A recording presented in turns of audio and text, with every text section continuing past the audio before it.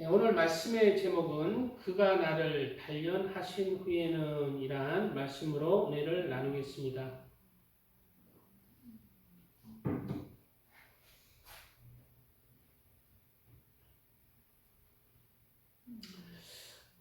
하나님은 우리의 인생을 항상 즐겁고 기쁜 일만 있게 하지는 않습니다. 성경에도 잘 나오고 있습니다. 전도서에는 범사에 기한이 있고 천하 만사가 다 때가 있나니 하면서 4절 이하에 울 때가 있고 웃을 때가 있으며 지금 울고 있습니까? 하나님께서 정하신 거예요. 그러나 웃을 때도 온다는 거예요. 그래 낙심할 필요 없어요.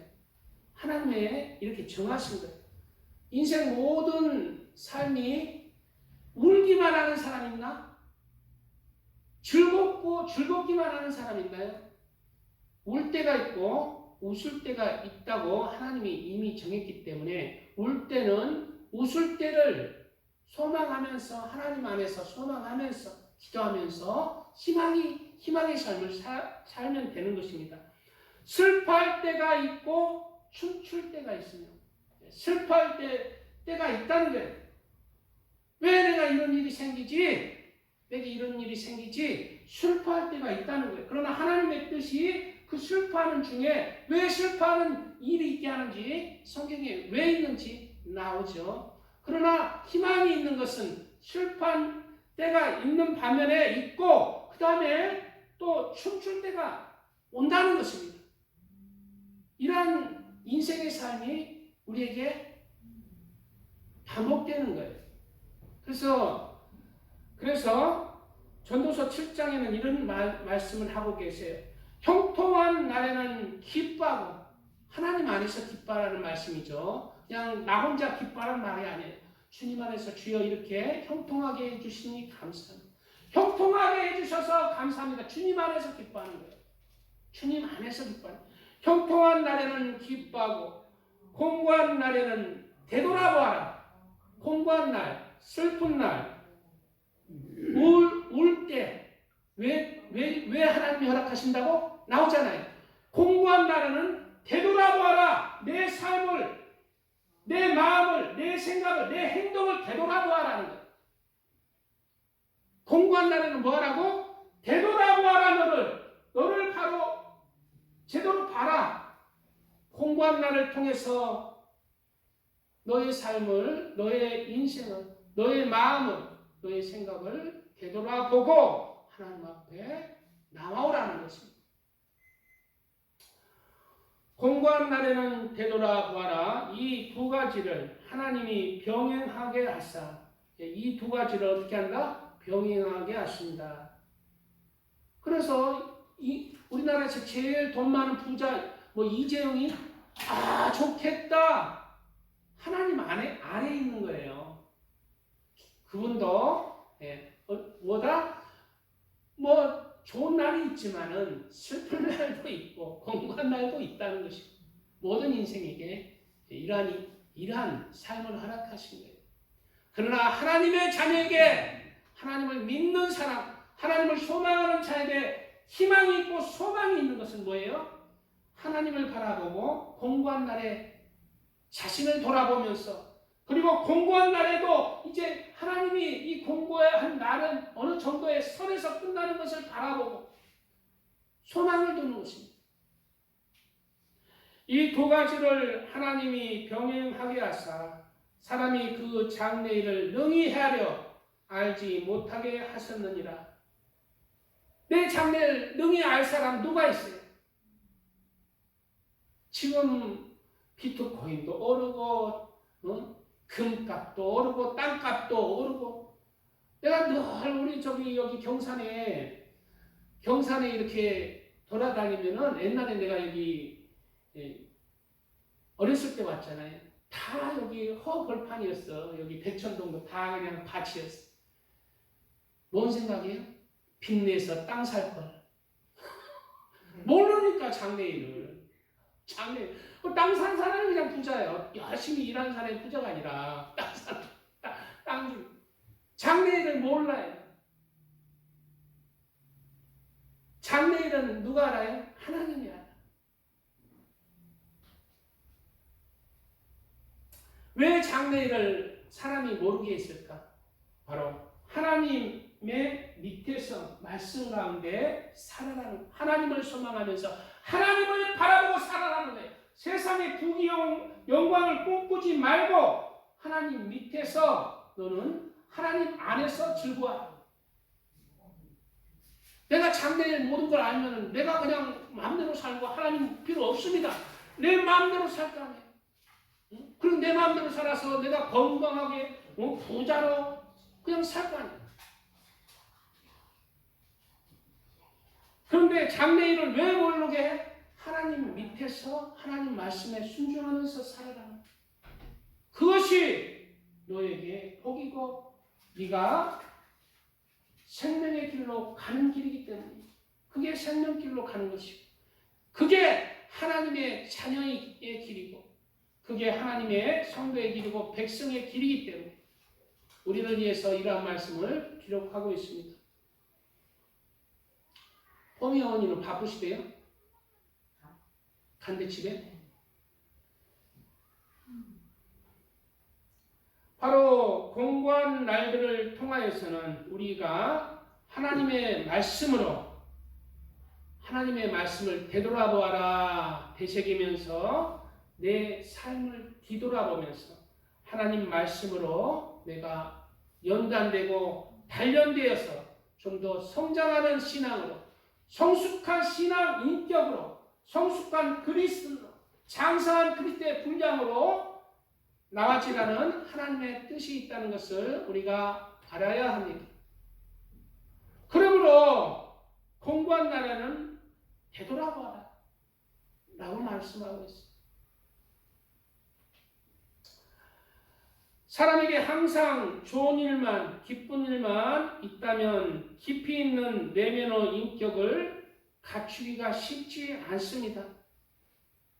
우리 대건이 형님 그냥 맨날 잔치하고 그냥 기쁘고 좋은 날만 있으면 얼마나 좋을, 하나님 그런 인생만 주세요 하면은 당시에는 좋아요.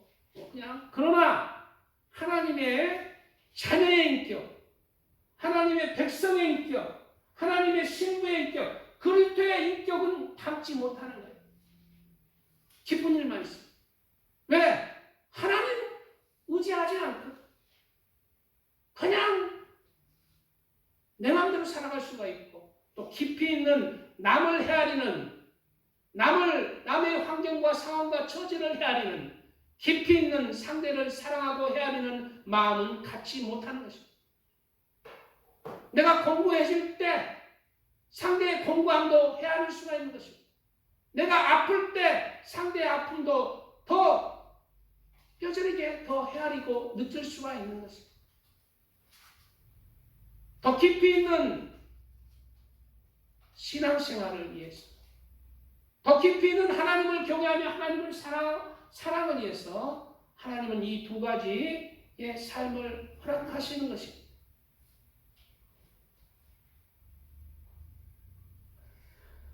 창원에는 이런 말씀이 있습니다. 도가니는 은을, 풀무는 금을 연단하거니와 여호와는 마음을 연단하시느니라. 여호와는 무엇을 연단한다고? 마음을. 마음을 어떻게 연단해요? 마음을 어떻게 연단할까? 우리 마음이 언제 성숙해집니까? 내가 낮아질 때, 내가 의지 없을 때, 내가 모퉁이 구석으로 몰렸을 때 내 마음이 연단되는 거예요. 하나님 안에서 낮아지는 것입니다. 바로 인생의 어려움들을 통해서 마음의 연단과 우리 마음은 연단이 되고 단련이 됩니다. 그리고 좀 더 성숙한 그리스도인의 인격으로, 그리스도를 닮은 그러한 신앙인격으로 나와줄 수가 있는 것입니다.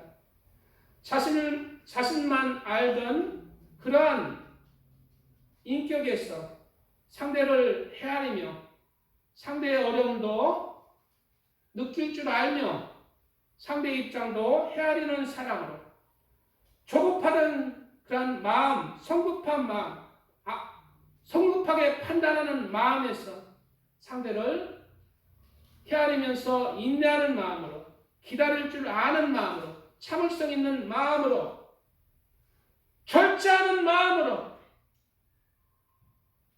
그렇게 우리의 인생들이 연단되고 단련되는 것입니다. 그리고 신앙 인격 면에서도 하나님의 말씀을 따라서 우리가 죄를 멀리하게 돼요. 죄를 멀리하게 돼요. 공부한 날에는 왜 나의 삶을 되돌아보기 때문에 하나님 안에서 내가 왜 이런 일이 생겼지? 내가 왜 이런 연단을 받아야 되는가? 나를 곰곰이 되돌아보기 때문에 나에게 있는 찌꺼기 죄를 멀리하게 되는 것입니다. 죄를 두려워하는 것. 죄를 멀리하며 하나님을 경외하며 하나님을 사랑하는 그러한 깊이 있는 그러한 신앙 인격으로 우리는 연단되고 단련되는 것입니다. 저도 옛날에 이제 제가 20대 때 저도 어렵게 이제 컸는데 제가 20대 중반 때 그전부터 신앙생활을 했는데 20대 중반 때 누가 금식하라고 하지도 않았는데 마음에 금식해야 되겠다. 오살리 이제 청장령 금식성회가 이제 있었어요. 교회에서 거기 갔는데요. 근데 누가 금식을 하는 소리도 안 했고 나는 금식이 뭔지도 몰랐어. 교회를 그렇게 막 열심히 다닌 건 아니고 어렸을 때부터 열심히 다닌 건 아니기 때문에 금식이 뭔지도 몰랐어요. 근데 마음에 3일 금식이 처음으로 오는 거예요. 금식 한 번도 한 적이 없어. 한 끼도. 20대 중반 때 그런 마음이 오더라고요. 3일 금식이 그냥 스스로 느끼는 거예요. 3일 금식을 했어요. 근데 오살리 가면서 그렇게 힘들대. 은혜는 충만히 받는데 금식이 그렇게 그냥 밥이 얼마나 귀한지 그때 알았잖아요. 얼마나 우리 삶이 밥 먹고 사는 게 행복한지 뼈저리게 느끼는 거예요. 감사한지. 그래 그때 이제 성령을 받고 방언을 받고 그때부터 열심히 이제 그냥 새벽 예배 안 나가던 사람이 새벽 예배 나가고 저녁 예배 나가고 철야 예배 나가고 교회에서 막 자고 그랬어요. 20대 중반.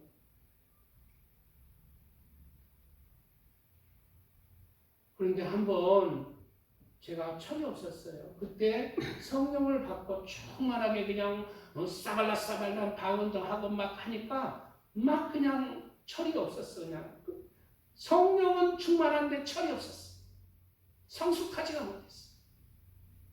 그래 기도가 뭔 기도가 나냐면 막 방언으로 하고 막 우리말로 하면서 우리 고난을 주십시오.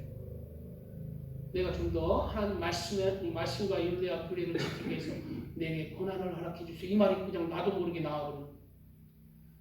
얼마 뒤에 내가 인생에서 가장 힘든 고난들이 임하는 거예요. 고난들이. 그 기도의 응답.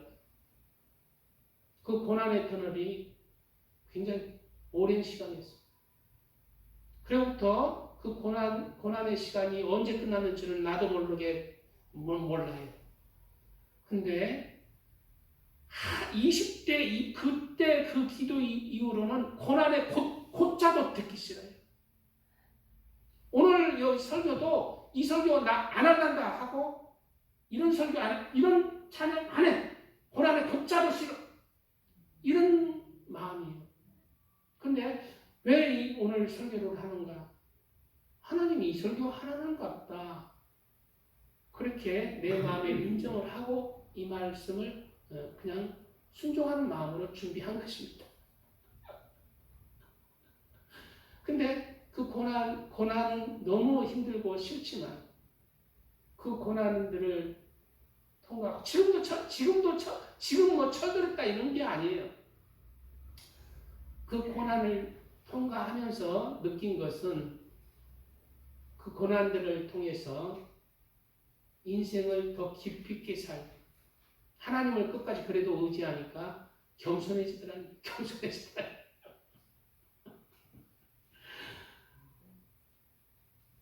내가 그러한 어려움 없이 목회자나 뭐 다른 거 했으면은 철이 없었습니다. 세상에 타락했습니다. 타락했습니다. 믿는다 하지만은 거짓 신앙, 쭉정이 신앙이 됐어요.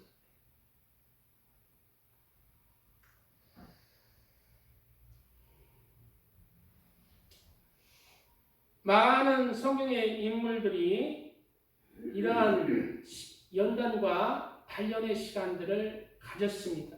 성경의 인물들이 가졌어요. 요셉이 이러한 연단의 시간들을 13년을 보냈죠. 17세에 소년으로 팔렸고 13년을 이제 보디발의 그 하인으로 또 그 뒤에 감옥에 갇혀서 이러한 연단과 단련의 시간들이 있었습니다. 그렇기 때문에 요셉은 그러한 시간들 안에서 하나님을 소망하면서 자신의 사명을 잘 감당하고 또 자신을 판 형제들을 또 사랑하며 헤아리며 이해하며 넓은 마음으로 모범이 된 것입니다. 요셉이 이렇게 팔리기 전에는 좀 철이 없었던 것으로 보여져요. 인간적으로. 야, 형들아, 나 좀 봐라. 나는 꿈을 꿨는데 형아, 뭐 별들이 나에게 절을 하더라. 이런 자랑을 늘어놓고 자기가 최고인 줄로 아는 거예요. 그래, 형들의 마음을 어떻게 해요? 헤아리지를 못하는 거야. 그것을 듣는 형들의 마음은 헤아리지 못하는 거야. 자기만 아는 거야. 자기만 아는 철없는 신앙인께서 어떻게 해요? 그 고난의 때, 그 흉년의 때에 요셉이 형제들을 먹이 살리잖아요. 형제의 가족들을 먹이 살려. 그러한 성숙한 신앙 인격으로 그러한 연단과 단련의 시간들을 통해서 변한 것입니다. 모세도 변했죠. 모세도 자기가 왕자였을 때, 애굽의 왕자였을 때 사람을 죽였어요. 애굽 사람이 이제 이스라엘 사람을 비추니까 그냥 죽여버렸어요. 그리고 그로 인해서 이제 40년을 도망 다니잖아요. 그리고 나서 하나님이 쓰시는 것입니다. 철이 없을 때, 연단의 과정이 없었을 때는 하나님이 쓰셨나요? 광야로 도망가게 하셨잖아요. 쓰실 수가 없는 것입니다. 왜? 마음은 원이로 돼 약한 거예요. 육신이 약한 거예요. 성숙한 연단과 단련의 시간이 없었기 때문에 연단과 단련의 시간들을 통해서 좀 더 성숙한 그런 인격이 되었을 때 주님 안에서 겸손해지고 주님 안에서 온유해질 때 그때 하나님이 부르신 것입니다. 다윗도 그랬고 베드로도 또 사도 바울도 다 연단과 단련의 시간들을 통해서 하나님 앞에 쓰임을 받은 것입니다.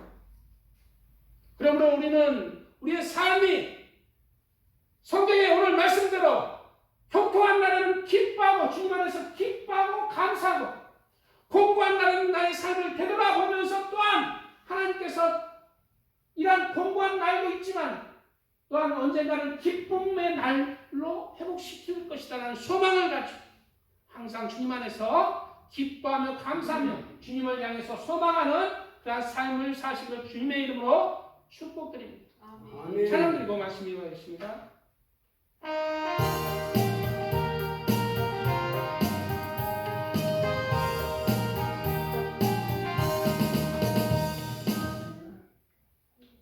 얘기를 하죠. 죄송합니다.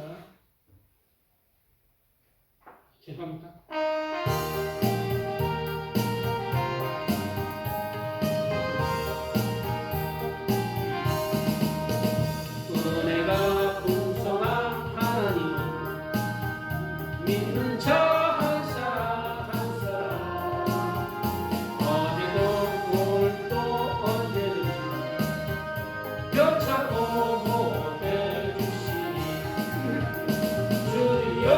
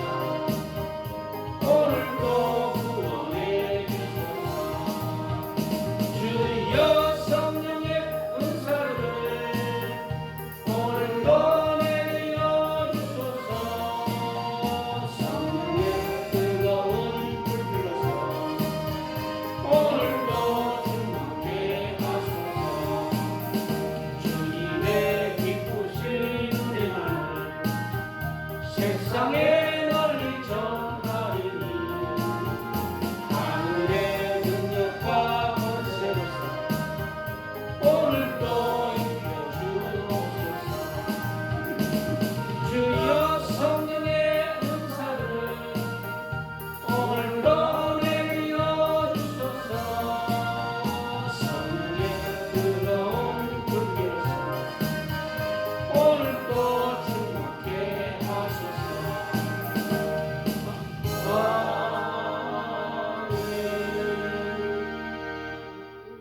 다음 찬양으로 김은주 자매님 몇 장 할까? 401장. 다음 찬양 401장은 우리의 믿음의 신앙도 단계가 있어요. 하나님께서는 우리의 믿음이 자라도록 하나님께서 인도하십니다. 요한 1세는 우리의 신앙의 단계에 대한 말씀이 조금 나오죠. 자녀들아, 내가 너희에게 쓰는 것은 너희 죄가 그 이름으로 말미암아 사함을 받았으며. 누구에게 하신 말씀이야? 자녀들요. 자녀들에게 하신 말씀이에요. 그 다음에 청년이 안 나오고 아비가 나오죠. 왜? 아비가 나오고 그 다음에 청년의 믿음이 나옵니다. 아비가 제일 깊은 신앙입니다. 왜 그럴까요? 아비가 바로 자녀의 신앙을 청년의 신앙으로 가운데서 인도할 사람이다 라는 의미가 있죠. 그래서 가운데에 나와요. 아비들아, 내가 너희에게 쓰는 것은 너희가 태초부터 굉장히 깊은 신앙입니다. 청년들아, 내가 너희에게 쓰는 것은 너희가 악한 자를 이겼습니다. 청년들의 신앙. 자, 자녀의 신앙부터 구체적으로 보겠습니다. 자녀들아, 내가 너희에게 쓰는 것은 너희 죄가 그 이름으로 말미암아 사함을 받았으며. 자녀들의 신앙이란 뭐예요? 너희 죄가 그 이름 예수의 이름으로 사함을 받았다. 이 신앙이에요. 그러면 자녀의 신앙이 뭐예요? 아, 예수님이 나의 죄를 위해서 십자가에 죽으셨다고 전도함을 받아서 그것을 믿는 신앙, 받는 신앙, 예수님의 은혜를 늘 받기만 하고 사랑을 받기만 하고 다른 사람에게 말씀을 받기만 하고 받는 신앙이에요. 자녀의 신앙, 아이의 신앙이에요. 주님 안에서 받는 신앙은, 받기만 하는 신앙은 아직 애기의 신앙이에요. 자녀의 신앙이에요. 자라나야 됩니다. 물론 자녀들은 젖을 먹기에, 혼자 스스로 먹을 수 없기에 아비가 먹여야 됩니다. 도와줘야 돼요. 신앙이 약한 자, 신앙이 없는 자, 아비의 신앙, 청년의 신앙들이 이끌어줘야 돼요. 그러나 자녀는 먹어야 돼요.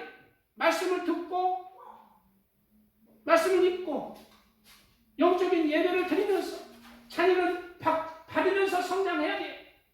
어린애기가 너는 왜 받기만 하니? 엄마가 그러면은 어린아기가 엄마, 나는 아무것도 할 수도 없어. 아직 나는 자라야 돼.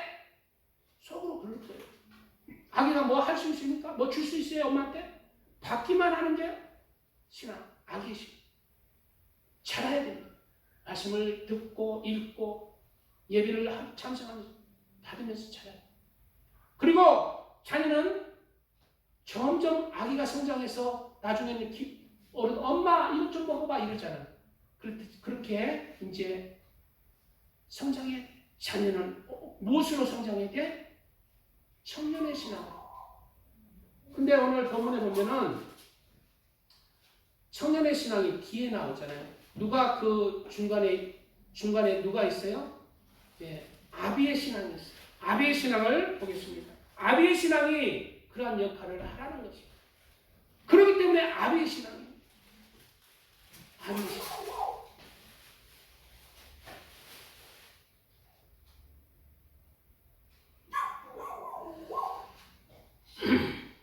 그래서 이제 자녀의 신앙은 뭐예요? 자녀의 신앙은 성경적으로 말하면 요한복음 3장 16절 말씀. 하나님이 세상을 이처럼 사랑하사 독생자를 주셨으니 이는 그를 믿는 자마다 멸망하지 않고 영생을 얻게 하려 하십니다. 자녀의 신앙이 믿습니다가 아니래. 믿습니다 끝난 게 아니에요. 구원받았다가 아니에요.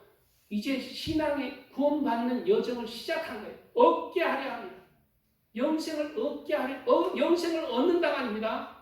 영생을 얻게 하는 시작이다. 자녀의 신앙. 믿음에서 자라나야 됩니다. 그래서 저 같은 경우도 옛날에 예수님을 믿으면은 천국에 가고 우리 제가 사함받아 천국에 가고 예수님을 믿지 아니하면 우리의 죄 때문에 지옥에 간답니다. 예수님을 너의 구주로 믿어야 됩니다. 예수님 우리의 죄를 위해서 십자가에 못 박혀 죽으셔서 우리의 죄가 사했다는 것을 믿으면 너는 구원 받는다. 이렇게 전도함을 받았어요. 그래서 교회는 안 다니는데 형편상 교회는 못 나갔어요. 근데 늘 그 말씀을 가슴에 새기고 늘 살았어. 예수님 믿습니다. 나 구원 받는 거죠. 예수님 믿습니다. 구원 받는 거죠. 늘 이러고 살았어. 그 믿음은 자라나야 돼. 자라나야 돼.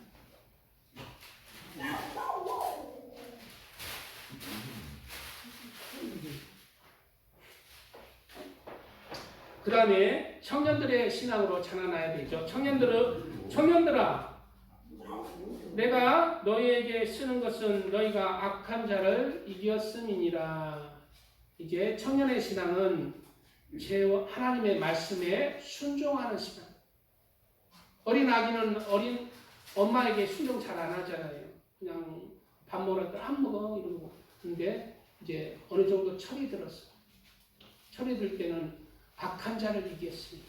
악한 자의 말을 듣는 게 아니라 악한 제약의 마귀의 속삭임에 지는 자가 아니라 하나님의 말씀에 순종해서 악한 자를 대적하는 자, 청년의 신앙으로 성장해야 된다는 말씀입니다. 청년의 신앙이 성경에 어느 구절일까요? 갈라디아에서 나옵니다. 내가 그리스도와 함께 십자가에 못 박혔나니 나를 죽이잖아요. 나를 죽이지 않는 신앙은 자녀의 신앙, 아기의 신앙이에요. 하나님 말씀 위에 있는 신앙은 자녀의 신앙입니다.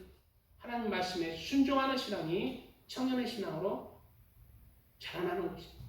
그래서 먼저 내가 그리스도와 함께 십자가에 못 박혔나니 그런즉 이제는 내가 사는 것이 아니요 오직 내 안에 그리스도께서 사시는 것이다. 이게 청년의 신앙.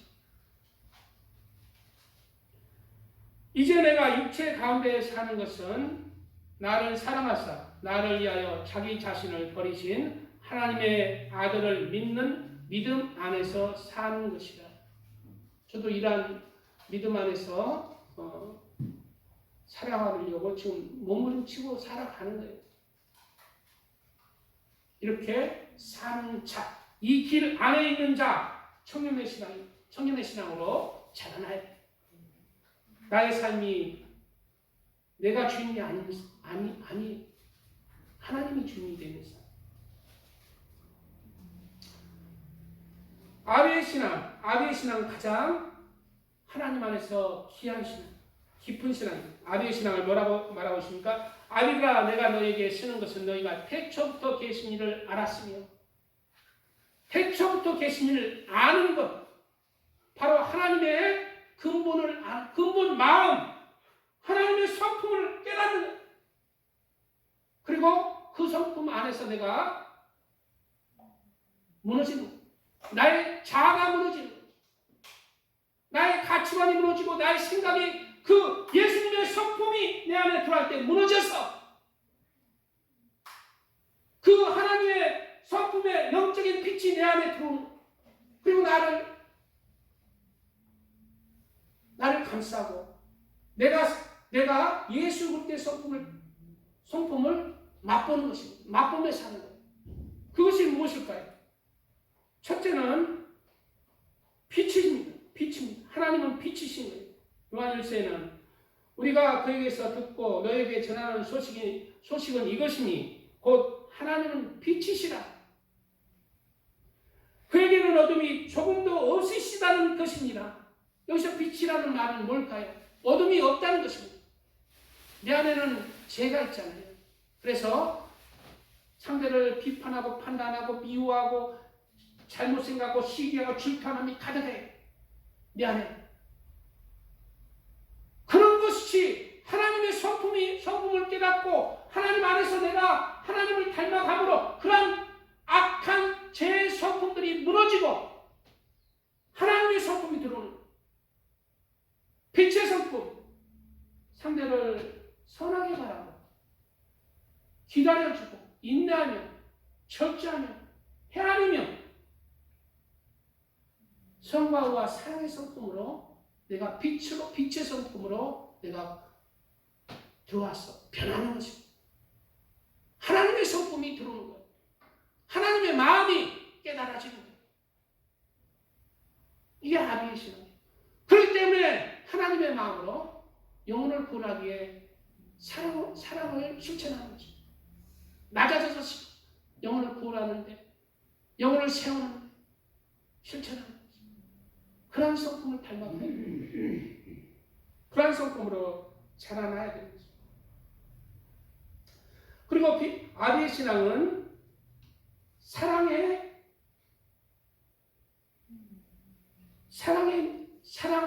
사랑하는 믿음입니다. 사랑의 성품이에요.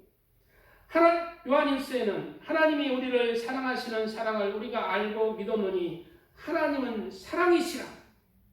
하나님은 사랑이시라. 하나님이 뭐다? 사랑이 하나님이고 하나님이 사랑이다.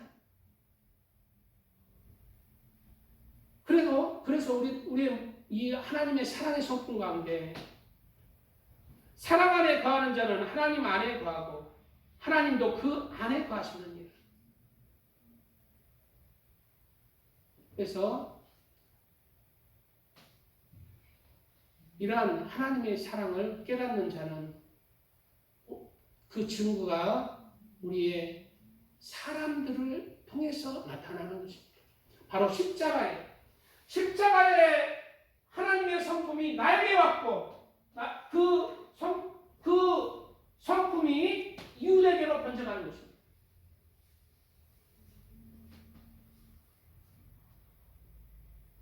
이러한 성품으로 우리는 자라나기 위해서 하나님은 우리를 연단시키시고 단련시키시는 것입니다. 단련을 허락하십니다. 우리는 이러한 믿음으로 나도록 하나님이 우리를 인도한다는 것입니다. 바로 욥이 오늘 본문의 욥이 그러한 사람이었습니다. 오늘 본문의 욥은 뭐라고 하고 있습니까? 그런데 내가 앞으로 가도 그가 아니 계시고 뒤로 가도 보이지 아니하며 그가 왼쪽에서 일하시나 내가 만날 수 없고 그가 오른쪽으로 돌이키시나 배울 수 없구나. 바로 이 말이 뭐예요? 욥이 이제 모든 것을 잃고 건강도 잃고 자녀도 잃고 모든 것을 잃고 하나님을 찾았는데 하나님이 욥에게는 안 보이는 것입니다. 욥이 기도해도 욥이 하나님을 찾아도 하나님은 조용하신 거예요. 응답이 없는 거예요. 하나님은 없는 것처럼 보이는 거예요. 왜 하나님은 나의 이 고난을 알아주지 않고 왜 없는 것처럼 하시는지.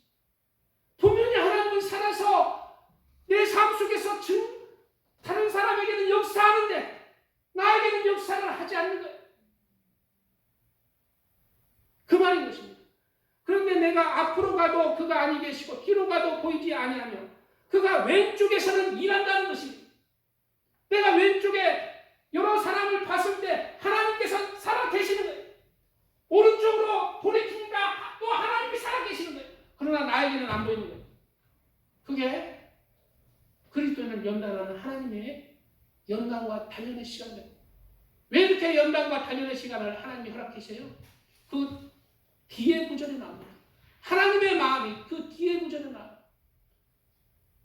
욥을 사랑하시기 그러나 내가 나의 가는 길을 그가 아시나니 그가 나를 단련하신 후에는 내가 순같이 되어 나오리라. 하나님은 욥을 금보다도 더 귀한 하나님의 자녀로 하나님의 신부로 더 연단되고 단련되어서 더 욥을 더 축복하시기를 원하시는 것입니다. 우리의 축복, 우리의 복은 무엇입니까? 하나님 앞에서 내가 하나님의 기뻐하는 자가 되는 것이 가장 큰 축복이라는 것을 우리가 알아야 돼요. 물질의 축복을 받았다고 해서 그게 축복을 받은 것이 아니에요. 부자는 천국에 들어가기가 쉽지 않다. 너희는 부자 되려 부자가 되려고 애쓰지 말라고 성경에 경고하고 있어요. 우리의 목표가 무엇입니까? 부자가 되기 위해서, 세상의 부자가 되기 위해서, 잘 먹고 잘 살고 그냥 좋은 집에 땅덩어리를 살기 위해서, 그것이라면 부자는 천국에 가기가 쉽지 않다고 얘기하는 거예요. 성경에. 부자 되기를 애쓰지 말라는 것입니다. 그러면 우리는 무엇을 목표로 살아야 됩니까? 하나님 앞에서 정금같이, 순금같이 하나님 앞에 귀한 존재가 되려고 우리는 그것을 목표로 살아가야 하는 것입니다. 그것이 하나님의 가장 귀한, 우리를 향하신 가장 귀한 삶의 보물이에요. 그것이 가장 큰 축복입니다. 이러한 축복 가운데 우리의 목표를 하나님이 기뻐하시고 귀하게 여기시는 믿음으로 나와주시기를 축복드립니다. 찬양드리고 말씀 계속 이어가겠습니다.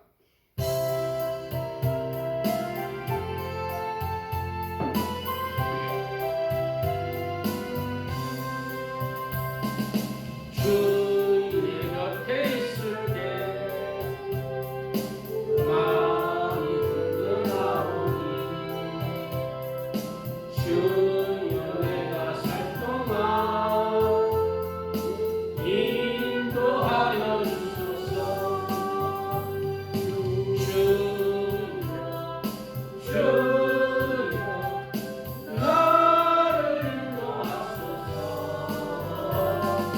바른 세상 살 동안 주여 인도하소서. 피난처인 예수여 세상을 걸어갈 때 그 시은혜 베푸사 나를 숨겨주소서. 주여 나를 인도하소서. 바른 세상 살 동안 주여 인도하소서.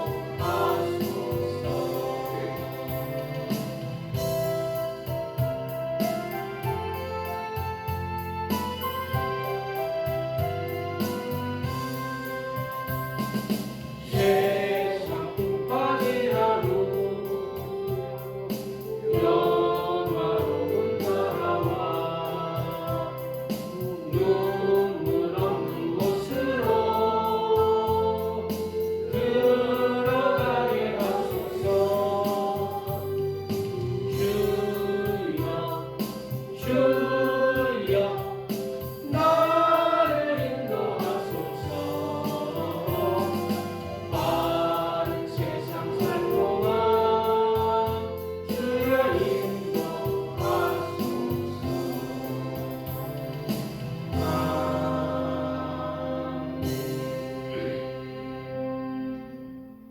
욥의 이러한 연단의 시간을 허락하신 하나님에 대해서 조금 나누는 시간 갖겠습니다.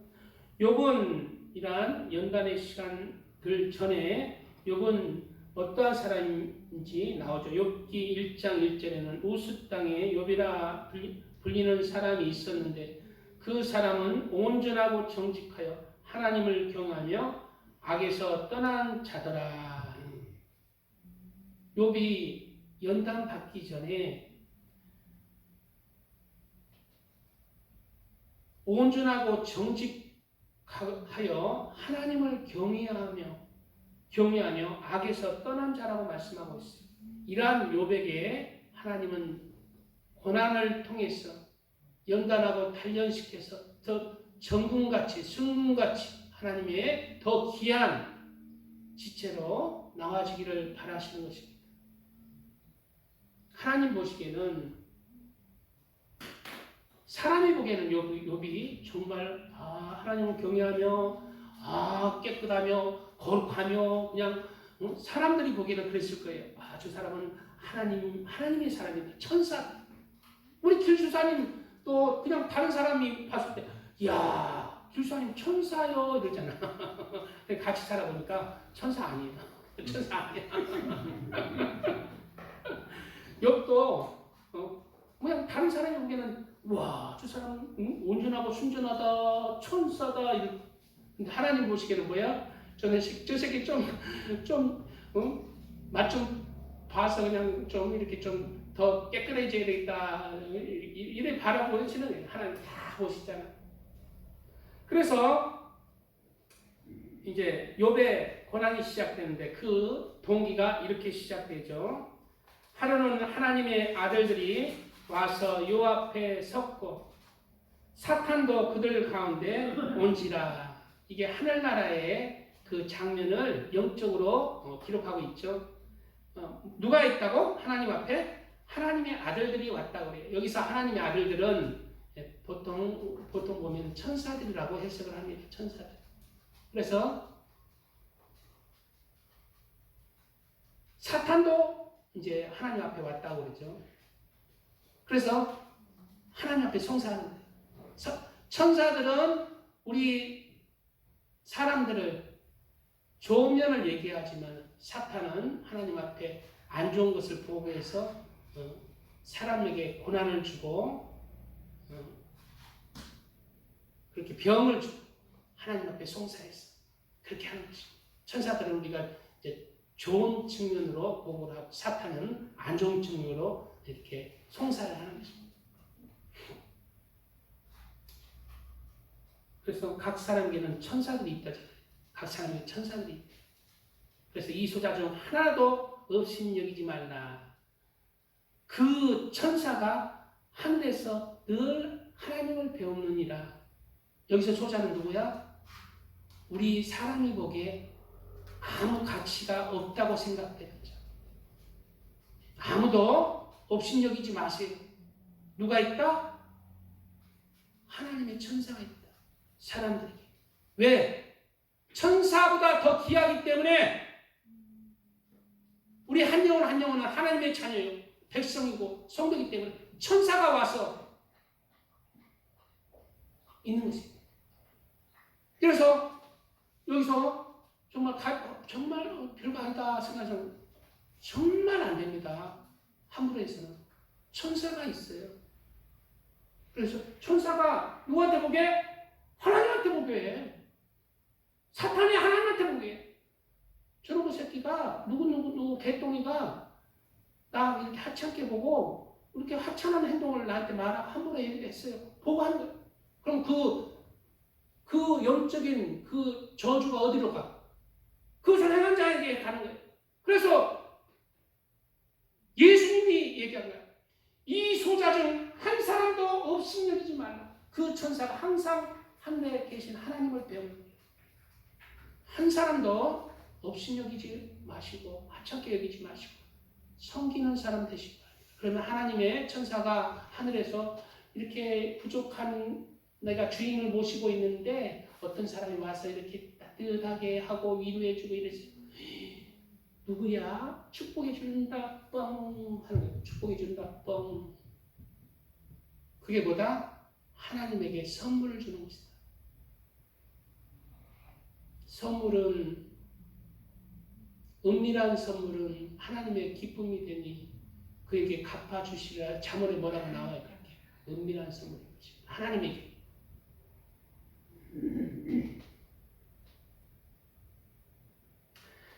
그 다음 구절에 여호와께서 사탄에게 이르시되 내가 어디서 왔느냐? 사탄이 여호와께서 대답하여 이르되 땅을 두루돌아 여기저기 다녀왔나이다. 사탄이 어디를 다녀왔다고? 땅에 두루돌아 여기저기 다녀왔다. 여기저기 다녀왔는 것은 우리가 아무도 안 보는데도 사탄이 있다는 거예요. 아무도 안 보는데 천사가 보는 거예요. 아무도 안 보는데 사탄이 보는 거야. 그래서 아무도 안 본다 해서 죄 지으면 돼, 안 돼? 안 돼요. 안 되는 거죠. 사탄이 송사예요. 영적. 아무도 뭐 법적으로 우리나라에서는 경찰한테 안 걸리면 되지만 누구한테 딱 걸려? 영적인 존재들한테, 천사들한테 걸리고 사탄한테 걸리고 하나님한테 보호가 돼요. 하나님도 보고 계셔.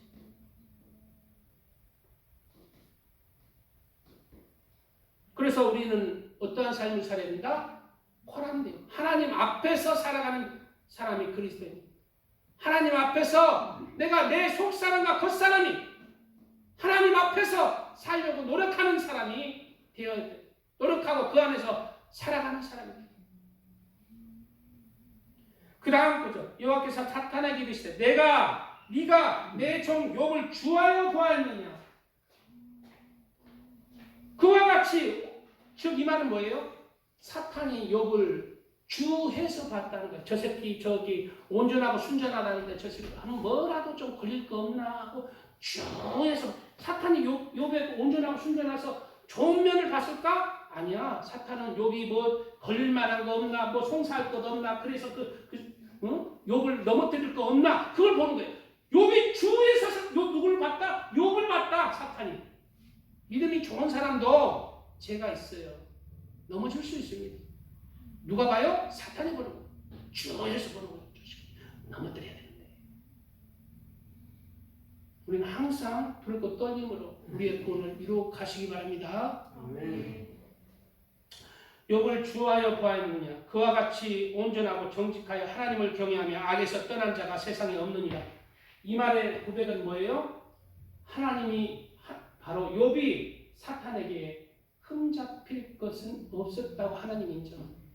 마음으로는 물론 죄가 있죠. 그러나 행동으로 크게 사탄에게 송사될 것은 욥이 없이 온전하고 순전하게 살았다.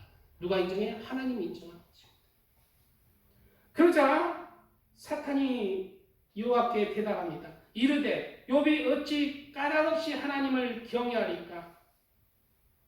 까닭 없이 하나님을 경외하리까? 까닭이 이유가 있으니까 여호와를 경외하면서 온전하고 순전하게 살아가는 거 아닙니까? 이렇게 이제 송사할 게 없으니까 트집을 잡는다. 바로 하나님께서 그에게 많은 소욕을 주시고 그를 보호하시니까 하나님을 경외하며 그렇게 살아가는 거 아닙니까? 그 다음 구절에 그렇게 나옵니다. 사탄이 송사할 것이 없으니까 하나님의 보호하심을 그에게서 물리쳐보십시오. 송사하는 것이. 그러면 욥이 하나님을 대면하여 욕할 것입니다. 여기서 우리가 알 수 있는 것은 뭐예요? 우리의 환경과 상황이 아무리 힘들어도 절대적으로 하나님을 경외하며 사랑하며 소망하며 살아야 된다는 걸 알아요. 어떤 그리스도인들은 그래요. 교회 안 다니면서 나 옛날에 교회 다녔는데 교회 다니니까 뭐 기도해도 내가 이렇게 안 다녀요. 그는 왜 교회 다녔어요? 이유가 있어서 다른 이유로 교회를 다녀요. 하나님을 믿는, 하나님이 도와주시고 하나님 축복을 바라보고 축복해 주시는 교회 다니고 축복 안 해주면 교회 안 다니고 그게 하나님 사랑하는 겁니까? 그 물질 사랑하는 거예요. 세상 사랑하는 거예요. 다른 것을 사랑하는 거예요. 우상을 숭배하는 거죠. 우상이 누구예요? 하나님 외에 하나님보다 더 귀하게 내가 섬기는 것. 그게 우상이에요. 하나님은 내가 나를 보호하시고 축복해 주셔서 하나님을 경외하며 하나님을 사랑하는 것이 아닙니다. 그냥 하나님이기 때문에 하나님을 경외하며 어떠한 상황 속에서 내가 그 말씀 안에서 내가 내 삶을 드리는 거예요. 그러한 신앙으로는 성장해야 돼요. 욥이 그 신앙을 그래도 지킵니다. 나중에 큰 축복을 받았죠. 하나님이 인정을 해주죠. 우리는 이유에 있어서 하나님을 섬기는 자가 아니라 하나님이 나를 창조했고 나의 주님이시고 또한 예수가 나를 구원하셨기에 이유 없이 어떠한 조건 없이 하나님을 경외하고 사랑하는 마음을 가져야 되십니다. 사탄이 계속해서 송사하죠. 주께서 그와 그 집과 그 모든 소유물을 울타리로 두르심 때문에 아닙니까? 주께서 그 손으로 하는 말을 복되게 하사 그 소유물이 땅에 넘치게 하셨음이니까. 그런 이유로 욥이 하나님을 경외합니다. 이제 주 손을 펴서 그 모든 소유물을 치소서. 그래야서는 틀림없이 주를 향하여 욕하지 않겠나이까. 그래서 여호와께서 사탄에게 이르시되 내가 그 소유물을 다 내 손에 맡기노라. 다만 그 몸에는 내 손을 대지 말지니라. 하나님의 허락하심 한계 내에서 뭐다? 우리에게 고난이 임한다는 거예요. 왜 어디 나와요? 그 소유물을 다 내 손에 맡기노라. 그러나 그 몸에는 네가 손을 대지 말라. 하나님이 딱 한계를 정해주셨죠. 우리도 우리의 삶에 어려움이 있습니까? 힘든 점이 있습니까? 그러나 하나님께서 딱 어느 정도 손 안에서만 허락하십니다. 내가 견디기 힘들어서 자살할 만큼은 아니라는 것입니다. 감당치 못할 쯤에는 하나님이 뭐 하신다? 피할 길을 예비하셨다는 거예요. 이러한 소망이 있습니다. 우리가 감당할 만큼만 주시는 거예요. 그리고 어느 때인가 때가 됐을 때 하나님은 갑절에 욥에게 주셨던 축복으로 우리에게 허락하시는 그러한 시간들이 또한 있다는 것을 알고 우리는 믿음에서 낙오하지 말고 전진하시길 축복드립니다. 이러한 이유로 해서 욥은 모든 자신의 가축과 소유물 그리고 7남 3녀까지 다 죽어버렸어요. 자녀 10자녀 7남 3녀가 다 죽어버렸어요. 그럴지라도 욥은 하나님을 향해서 원망하지 아니했다고 말하고 있습니다. 원망하지 아니했다. 하나님을 향해서 여전히 그 믿음을 지켰다는 거예요. 우리 여기 하나님께서 내 소유물을 그냥 집이고 뭐고 다 하나님이 없애버리고 내 자녀 10자녀가 있는데 다 죽여버린다면 하나님을 향해서 원망 안 할 사람 어디 있어요? 그러나 성경에는 뭐예요? 원망하지 말라는 거예요. 원망하지 말라는 거예요. 우리에게는 우리는 다 원망하는 자들일 거예요. 나도 그래요. 그러나 하나님이 그러면 우리에게 자녀를 우리에게 있는 소유물을 뺏어갈까요? 아닙니다. 안 뺏어가요. 우리는 왜? 감당하지 못하기 때문에. 욥은 감당하기 때문에 허락하시는 거예요. 그런 믿음의 사람이 있대요. 그러나 우리가 감당할 만한 그런 것을 허락하실 때도 있다. 그럴 때 우리는 전적으로 하나님 안에서 우리의 믿음의 그 순전을 하나님 앞에 올리시기 바랍니다. 그럴 때 우리 믿음이 갑절의 축복이 된 것처럼 우리 믿음이 갑절로 성장한다는 것을 우리가 알아야 돼요. 더 하나님을 더 깊이 있게 사랑하게 되는 거죠. 말씀이 길어지니까 시간을 먹고 간단하게 말씀을 나머지 하겠습니다. 그 다음에 욥은 이제 소용을 쳐도 원망하지 아니하니까 이제 그 다음에 사탄이 재차 하나님을 향해서 송사를 하게 됩니다.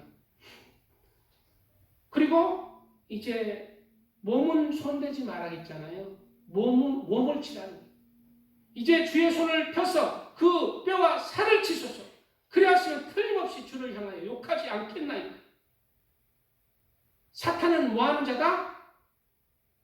하나님 안에서 우리 그리스도인이 하나님을 욕하여서 실족시키게 하는 자다. 하나님이 허락하시는 이유는 뭐예요? 더 하나님을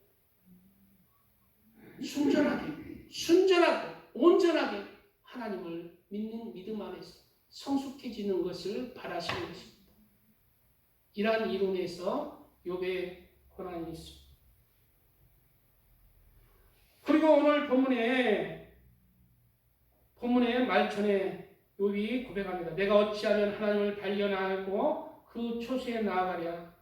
어떤 말을 내 입에 채고 내게 대답하시는 말씀을 내가 알며 내게 이르시는 것을 내가 깨달으랴. 그가 큰 권능을 가지시고 나와 더불어 다투시겠느냐? 아니로다. 도리어 내 말을 들으시리라. 이렇게 고난 중에 얘기를 하면서 오늘 본문에 그런데 내가 앞으로 봐도 그가 아니 계시고 뒤로 봐도 보이지 아니하며 그가 왼쪽에 일어나시나 내가 만날 수 없고 그가 오른쪽으로 돌이키시나 배울 수 없구나. 그러나 내가 가는 길을 그가 아시나니 그가 나를 단련하신 후에는 내가 순금같이 되어 나오리라 라고 고백하고 있습니다. 그리고 드디어 욥기 마지막 장에는 하나님을 그렇게 만나고 싶었던 하나님을 만나게 됩니다. 그리고 욥이 그러한 고난의 터널을 통해서 단련되고 연단되어서 욥은 이러한 고백을 하나님 앞에 올립니다. 내가 주께 대하여 귀로 듣기만 하였사오나 이제는 눈으로 주를 배움나이다. 이 말씀이 뭐예요? 옛날에는 하나님에 대해서 다른 사람을 통해서 듣기만 했다는 거예요. 그래서 다른 사람, 자신의 조상들을 통해서, 자신의 스승들을 통해서 듣기만 하고 경외하고 하나님을 경외하며 하나님 앞에 살아갔는데 이제는 하나님을 만났다는 거예요. 눈으로 보았다는 거예요. 어디를 통해서? 단련과 연단들의 시간들을 통해서 하나님을 만났다는 것입니다. 좀 더 깊이 있게 하나님께 갔다는 거예요.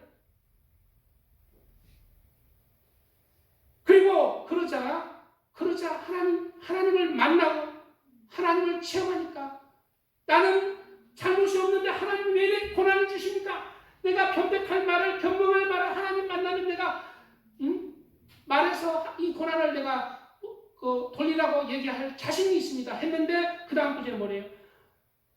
그것과 전혀 다른 거예요. 그러므로 내가 스스로 거두어드리며 티끌과 죄 가운데서 회개하나이다. 회개한다는 거지. 하나님을 만나자 회개한다. 그것도 티끌과 죄 가운데.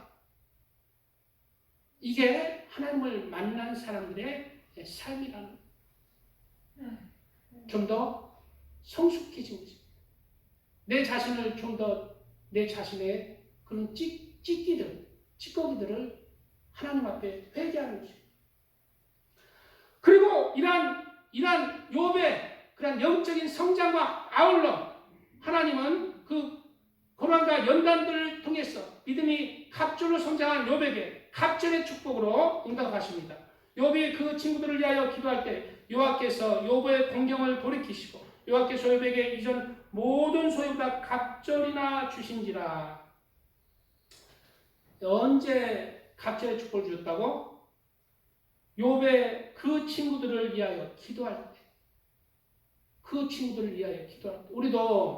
우리가 신앙이 성장하게 되면은 이제 나만 다고 하는 게 아니라 다른 영혼들을 위해서 다른 사람을 위해서 기도해 줄 때 우리 믿음이 성장합니다. 그리고 하나님께서 우리에게 그 사람에 대한 축복뿐만 아니라 우리에게는 그보다 더 갑절의 축복으로 축복해 주신다는 것을 알아야 됩니다. 그래서 교회를 위해서, 이 부족한 종을 위해서, 교회 부흥을 위해서 또 꼭 기도할 때 내게 좋은 거예요. 기도하는 사람에게 좋은 거예요. 그리고 욥은 이러한 하나님을 만나고 나서 고난 속에서 욥이 하나님을 향해서 했던 그러한 기도 제목들, 소원들이 다 이루어졌어요. 어떤 게 이루어졌을까요? 욥기 19장에는 욥의 고난 속에서 이러한 고백을 합니다. 나의 말이 곧 기록되었으면, 책에 쓰여졌으면, 철필과 납으로 영원히 돌에 새겨졌으면 좋겠노라. 누가? 나의 말이, 욥의 말이, 고난 속에서 그 말이, 이 말이 욥의 이 소원이 응답되었을까 안 되었을까? 응답되어서 우리가 지금 나누잖아요. 몇천 년 전 사람이야, 욥은. 근데 우리가 욥기를 통해서 욥의 그 고난은 바로 욥기라는 성경책으로 하나님께서 응답하신 거예요. 첫 필과 낙으로 영원히 응답하신 것입니다. 저도 고난의 시간 동안 하나님 앞에 부르짖었던 기도들이 시간이 많이 흐르고 난 뒤에는 대부분 다 응답되었다고 인정을 했어. 다 응답됐다고 인정을 했어. 고난의 시간 동안 기도했더니 응답해 주시더라고요. 그때는 응답을 안 해주셨는데 시간 지나니까 응답해 주시더라고요. 그리고 하나 더 있죠. 욥기 29장 욥이 풍자에 이르되 나는 지난 세월과 하나님이 나를 보아하시던 때에 보아하시던 때가 다시 오기를 원하노라. 옛날에 그리고 29장이 전부 다 옛날 욥이 그만큼 하나님의 축복 안에서 다른 사람을 가르치고 다른 사람에게 힘이 없던 사람에게 힘을 주고 그럴 때 내가 가면 다른 사람들이 다 욥을 존경하고 공경하고 그랬던 내용들이죠. 그런 소원들이 다시 오기를, 그런 시간들이 다시 오기를 소원한다고 그랬죠. 고난 속에서 이러한 시간이 다시 온 거예요. 본인의 축복을 주시사 손자 4대를 보게 해서 그러한 시간들을 간증하게 하고 갑절이나 그러한 시간들로 하나님께서 축복하신 것입니다. 그리고 마지막에 욥은 하나님 앞에 어떠한 신앙으로 나왔는지 마지막에 그 딸들을 통해서 증거하고 있습니다. 그가 첫째 딸은 여민마라 이름하였고 둘째 딸은 드시아라 이름하고 셋째 딸은 게렌 합북이라 이름하였으니 모든 땅에서 욥의 딸들처럼 아리따운 여자가 없었더라. 욥의 딸들이 제일 예뻤다는데 욥의 딸들이 왜 제일 이뻤을까? 바로 하나님께서 그렇게 하신 거예요. 왜? 욥이 하나님 보시기에 제일 이쁘기 때문에 그것의 증거로서 욥의 딸들을 이쁘게 하나님께서 축복을 하신 것입니다. 욥이 하나님 보시기에 가장 예쁜 신앙, 가장 귀한 신앙, 기뻐하시는 믿음의 그런 성품으로 하나님 보시기에 나왔다는 그런 말씀이 되는 것입니다. 그들의 아버지가 그들의 오라비처럼 기업을 주었더라. 바로 하늘나라에 기업을 주었다고 말씀하고 있습니다. 바로 우리 이러한 오늘 욥을 통해서 우리는 우리의 삶을 하나님 앞에 어떠한 상황 속에서도 우리가 하나님을 경외하며 하나님을 사랑하는 성품으로 더 온전해지고 하나님이 기뻐하시는 성품으로 주님 안에서 형통한 날에는 기뻐하고 공고한 날에는 되돌아보면서 주님 안에서 전문같이 나오시는 하나님의 그러한 인생길이 되시기를 축복드립니다. 아멘. 주여 상찬합니다. 주여